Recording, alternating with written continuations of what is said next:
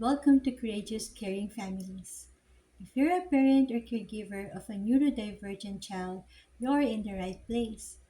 We know that raising a neurodivergent child is a beautiful yet challenging journey, one that requires strength, patience, and most of all, self care. This channel is here to empower you with tools, mindset shifts, and support so you can thrive and not just survive in your parenting journey. Today, we're diving into an important topic: why parental well being matters. So, let's get started. Alam kong maraming parents ng neurodivergent kids ang nag-aalaga ng walang kapaguran. Lagi nitong inuuna ang anak kahit minsan nauubos na tayo. Pero paano kung sabihin ko sa iyo na ang well-being mo ang isa sa pinakamahalagang bagay sa paglaki ng anak mo? Hindi lang ito tungkol sa self-care. Ito ay tungkol sa impact mo sa buong pamilya. Kung pagod ka, stress at walang pahinga, ano ang epekto nito sa iyong pamilya? Yan ang pag-uusapan natin ngayon. So stay with me hanggang dulo dahil may simple at practical tips ako para sa inyo.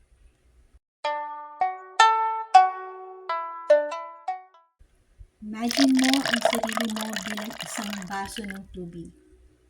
Kung puno ka ng stress at pagod, wala kang maibibigay sa iba. Pero kung may laman pa ang baso mo, kahit kalahati lang, may maibibigay ka pa. Kapag kalmado ka, mas kalmado rin ang anak mo. Kapag in control ka sa emotions mo, natututo rin sila kung paano harapin ang frustrations. Kapag physically well ka, mas kaya mong makipaglaro, makinig at magbonding sa kanila. Kaya ang tanong, paano mo maaalagaan ang anak mo kung ikaw mismo ay ubos na? Wow! Wow! Alam ko maraming dahilan kung bakit nahihirapan tayong mag-prioritize ng sarili natin. Pwedeng guilt, yung feeling na dapat laging unahin ng anak. Exhaustion, parang wala na natitirang energy para sa sarili. Pagod na. Time, wala ng oras dahil sa dami ng responsibilidad. Pero shift natin ang mindset natin. Instead of thinking na selfish ako magpahinga, isipin natin na mas magiging mabuting magulang ako kapag mas maaalagaan ko ang sarili ko. Tandaan, you cannot pour from an empty cup. If you find this helpful, and if you say yes, don't forget to hit that like button and subscribe to Courageous Caring Families. Dito matututo ka ng mga practical self-care strategies, emotional support tools, at mindset shifts para sa inyong parenting journey. Click the notification bell para ma-update ka sa aming weekly videos. Now, let's move on. Ngayon, paano natin maalagaan ang sarili natin kahit busy tayo? Ito ang ilang madaling self-care practices para sa parents. We can do the 5-minute breathing breaks. Kapag overwhelmed ka, huminga ng malalim. Kahit 5 minutes lang, malaking tulong. Move your body. Kahit simpleng stretching o 10-minute walk, nakakabawas ng stress.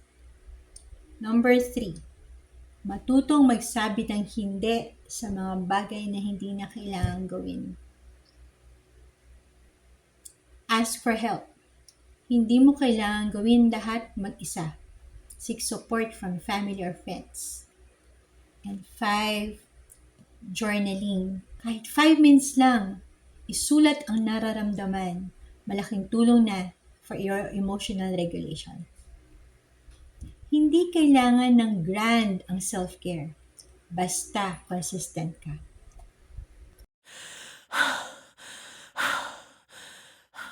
Ngayon, gusto kong turuan kayo ng simple pero napakabisang technique para sa stress relief. Ang tawag dito ay box breathing. Nakakatulong ito para ma-relax ang nervous system, nakakabawas ito ng anxiety at overwhelm, at nakakatulong din sa mental clarity at focus. So, ganito lang yon.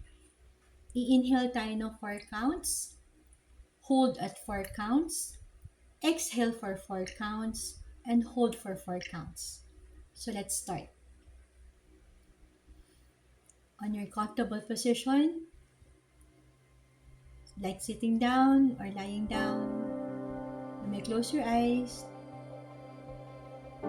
And now we inhale at 1, 2, 3, 4. Pause at 1, 2, 3, 4. Exhale 1, 2, 3, 4. Pause at 1, 2, 3, 4. Inhale 1, 2, 3, 4. Pause at 1, 2, 3, 4. Exhale 1, 2, 3, 4. Hold at 1, 2, 3, 4. Inhale 1, 2, 3, 4. Hold at 1, 2, 3, 4. Exhale 1, 2, 3, 4. Hold at 1, 2, 3, 4. Inhale 1, 2, 3, 4. Hold at 1, 2, 3, 4. Exhale 1, 2, 3, 4. Hold at 1, 2, 3, 4. Inhale 1, 2, 3, 4. Pause at 1, 2, 3, 4. Exhale 1, 2, 3, 4. Hold at 1, 2, 3, 4. Now you may open your eyes.